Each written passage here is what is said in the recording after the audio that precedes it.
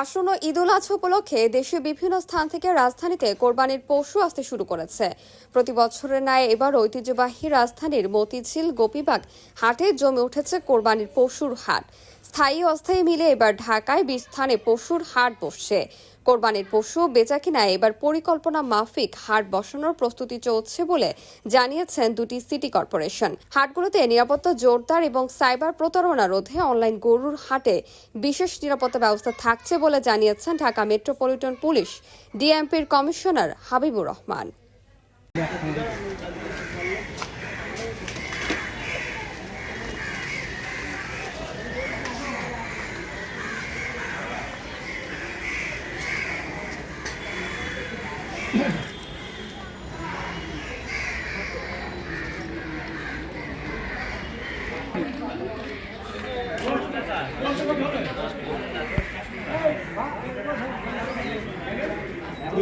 আজকে যত গরু দেখছি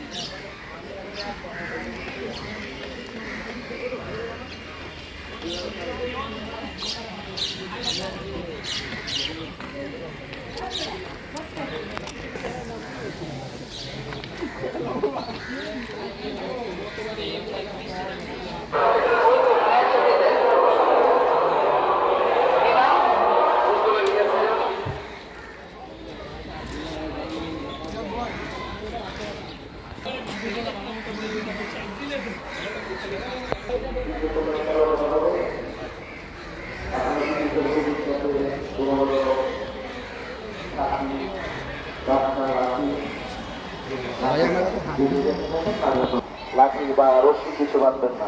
নিচে তোলেন চালু করা হবে একটু পরে।